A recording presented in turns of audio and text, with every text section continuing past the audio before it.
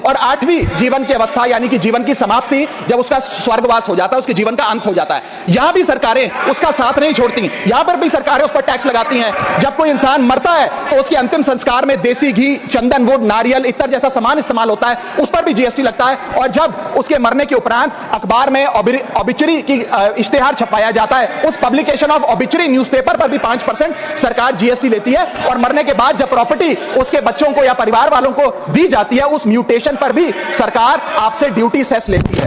यह है life cycle of taxation model. लेकिन मैडम, सबसे जरूरी बात यह है कि इतना टैक्स देने के बाद सरकारें हमें देती क्या है। मैं जानता हूं कि टैक्स सरकार के लिए जरूरी है, इस सरकार के लिए नहीं, जितनी सरकारें इस देश में रही सबने टैक्स लगाकर जनता से पैसा लिया। टैक्सेस वास्तव में जरूरी हैं, लेकिन सवाल यह है कि क्या ये टैक्सेस हमारी इकोनॉमी को बढ़ा रहे हैं या हमारी इकोनॉमी को खा रहे हैं? क्या इससे हमारी जिंदगी बेहतर हो रही है या हमारी जिंदगी बदतर हो रही है? इतने टैक्स लगाने की वजह से आज हमारी आमदनी घट रही है, इस वजह से खपत गिर रही है, कंजम्पशन गिर रही है, डिमांड नहीं बढ़ रही है और प्रोडक्शन गिर रही है। इस वजह से पूरा इकोनॉमिक साइकिल, जो हमारा इकोनॉमी का चक्का है, वो धीमा हो गया है। मैडम, इस देश में 80 करोड़ जनता 5 किलो फ्री राशन के सहारे जी रही है। आपको जान के अचंभा होगा, इस 80 करोड़ जनता से भी ये सारा जीएसटी लिया जाता है, दिन प्रतिदिन लिया जाता है, जो आज मैंने पढ़ के सुनाया। सिर्फ अमीर नहीं, गरीब से गरीब आदमी भी जीएसटी देता है। और अंत में मैं बस इतना ही कहना चाहूंगा कि क्योंकि इतना टैक्स लगा लगाकर सरकारें जनता का खून चूसती हैं, उस वजह से आज एफएमसीजी की सेल्स घट रही हैं, एफएमसीजी के स्टॉक गिर रहे हैं, कंजम्पशन डाउन हो रही है, नई गाड़ियों की सेल श्रिंक कर रही है,